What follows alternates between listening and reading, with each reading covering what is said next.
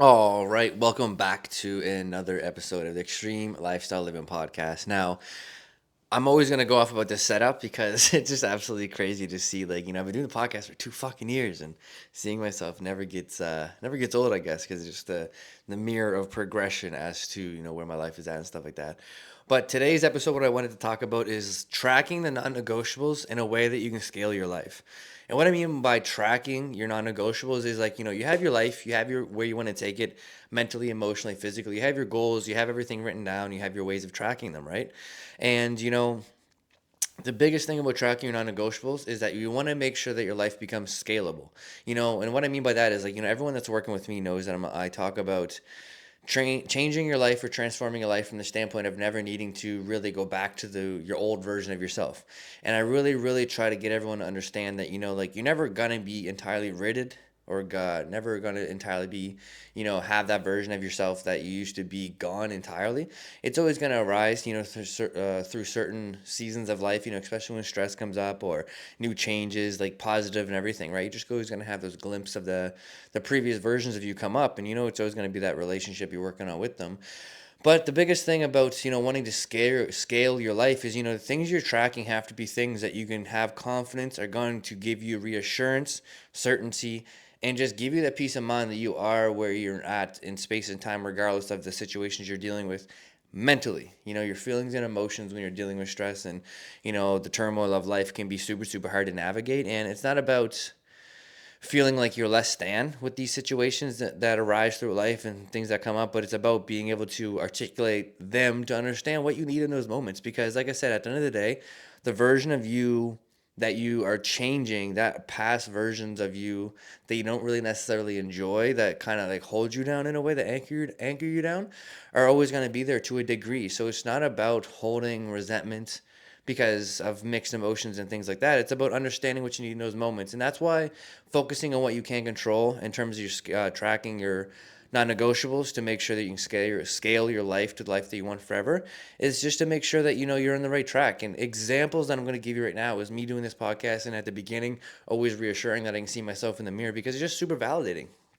And that's exactly what I want you guys to understand is seeing your non-negotiables measured helps you look at things to get validated, which gives you the certainty and the peace of mind. So, with me be doing this, it's November right now, November 14th, I believe, recording this podcast episode. This January will be 2 years full time that I've been doing this full time income. And the reason why I'm highlighting that is because I'm in the process now of really learning how to measure everything in my life to be able to understand where I'm going and having certainty that it's going to stay there forever. What I mean by that is when you work for somebody else or work for a company or have a job, you go in, you put hours in, you leave, you go home, and you manage your life, and then you get paid and you use that income to situate your life.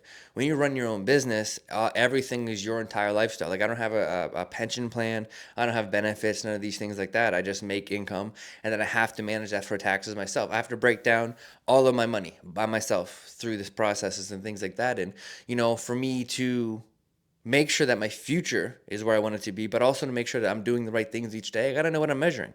I got to know what does right for every avenue of everything about my day when it comes to the business, when it comes to delivering to my clients, doing programs, making sure the check-ins are going well, making sure that I'm getting enough clients in, and like all these different metrics, right? But that goes for everything else in life as well. Like you're eating healthy habits, going to the gym, all these different things, your boundaries for life to have the mental health you need in the space. Like all of these things, you have to have the things that you can measure that are non-negotiable to keep these things in the standard that you want to understand where you're at. And a lot of the times we don't know what to measure, and I think that's why it becomes a bigger thing when I separate the emotions and feelings you feel that come up in your life and like separating them from what you're capable of. Because, I think the biggest thing with a lot of us is, you know, we're human, obviously, so we have mental health issues, and our mindset and our mental health just tries to save us at all times. It tries to make sure that we're as comfortable as we are at all times, and that creates a lot of conflict in our mental health, which is why I'm trying to highlight the fact that if you measure these things, you can really look at them and get validated, because then you can switch your emotions to work with them versus against them. You're able just to be able to look at your life through a different lens, and when you're able to When you're able to separate the emotions and feelings from the actual conversation and look at things for what they are, you're able to navigate them more clearly. And it doesn't happen overnight, right? Like, I can give you several fucking different examples. It doesn't happen overnight about measuring things and you're seeing immediate success and feeling better. And it's honestly tedious as fuck and you almost like hate doing it, but it's understanding the value that it's coming and going to give you, the certainty like I'm talking about, the clarity and the peace of mind I'm talking about, right? So we can all talk about when we first started going to the gym. There's the fucking process of trying to move your body. You know, it's like, oh fuck man, like I gotta go to the gym, I gotta train. For me, that was never really an issue. I really, really enjoyed it, even after the car accident doing rehab. But there's a lot of people out there that have busy lives and maybe not necessarily enjoy the movement side of things, and that's completely okay. But again, it's understanding the balance of, okay, I know once I get through these 4 or 5 hard ass workouts this week, I'm gonna get X. You know, once I show up Monday, Tuesday, Wednesday, Thursday, I'm gonna get X. Like, it's understanding what's gonna come out of it, right? And then eventually you get to tracking the days that make you feel your best, and you get a program, and then eventually you just keep finding all the things that make you feel your best. And then again, each week, each day, and each month, and each fucking year, you're able to measure what makes you feel your best, right? So then you gain certainty, you gain clarity, you get better, you get faster, you get stronger. Same thing with nutrition, right? You start at the beginning. You don't know what the fuck you're doing. You're trying to figure it out. You find out where you get resistance. Is it tracking macros 10 out of 10, 10 toes down, chin up, and fucking attacking the app full tilt? Or is it baby stepping into it, working on habits and lifestyle changes first? But regardless, all of this progression in this area is used by, measuring your non-negotiables for your life to have a high standard. But when it gets into bigger things like, life changes, mental health and things like that, that's why it's so important to bringing it back to removing your emotions from what you're capable of and measuring things to gain clarity and certainty and understanding it's not going to change overnight, is because, when we start to get into the bigger avenues of life, like the bigger goals, many of you guys have been changing your life for many years. And actually, one of my clients recently was talking, and like they had a younger life that they had to grow up as well. Like, I moved to it at 17. Some other people I worked with moved to it at like 16, 18, 15, all these things. And it's hard. You know what I mean? And it's like, so when it comes to mental health and making these decisions, every single one of us have patterns that, one, serve us, and two, don't serve us. The ones that serve us are who we are. The ones that we took out of our life that we've had growing up and are able to really express ourselves. And that's where our life is leading. And that's what we're trying to understand more about, which is why we're building boundaries around our mental health and working towards being the best versions of ourselves, right? But when it comes to the patterns we don't understand, we get self-conflicted, right? Like, why do we feel shame? Why do we feel guilt? Why do we not feel good enough? Why do we feel all these different emotions as to why we can't, get our life, quote unquote, where we want to? And a lot of that comes with just understanding the patterns for what they are, which comes with a lot of self-acceptance of who you are, what you've grown up with, and all these different things, which is a different conversation. But it's hard. It's just simply fucking super, super hard. And I think the biggest thing to take away with that is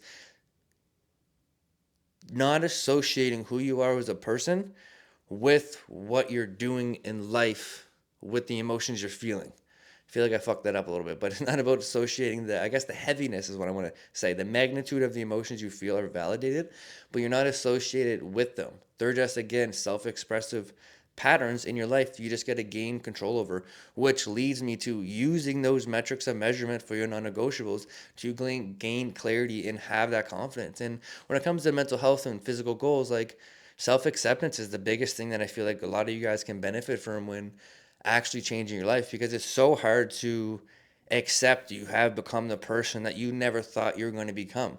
And that's the biggest thing that I realized, like for me, it was always like crossing T's, dotting I's, like getting that validation that I was on the right path. But there's going to be a point where you track your nutrition so much, there's not much more to do besides just show up and do the thing. You go to the gym, there's not much more to do besides show up and do the thing. When it comes to running my business and changing my career, like, there's not that much more to do besides just doing the thing. And I think that's where it comes hard to understand why I feel this way and not comparing that to where I am at in my life and that's why I'm here, is because it's like you've never had to really attack that part of your life.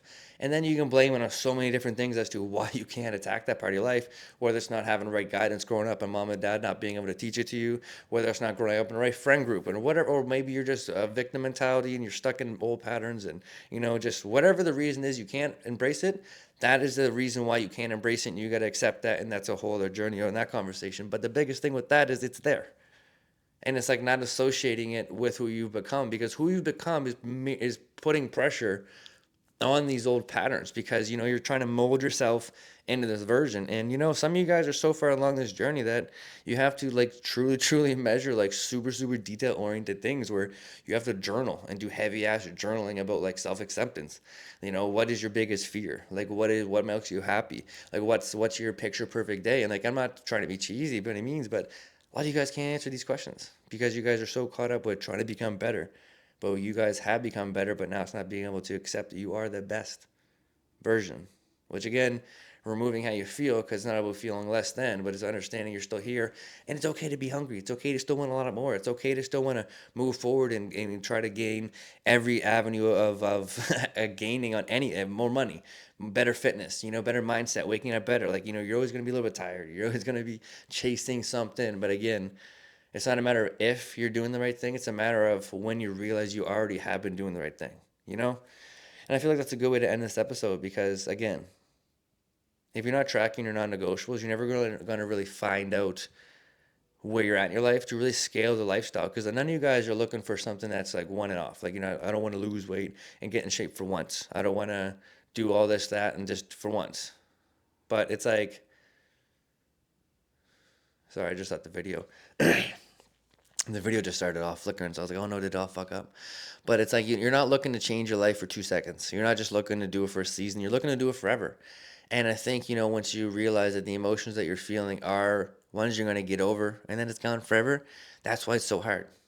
Forever's a long time, but that's also why you deserve it. But other than that, I appreciate you guys all, again, tuning in each week. The podcast each week has been getting progressively better, and, Emma being on it's a blessing as well. And, let's just keep showing up and setting the standard, because, the world is ours, and we get to show up every single motherfucking day and decide what it is. Let's fucking go. But you bet me in that corner and I'll let it blow. I got time today, 'cause boy,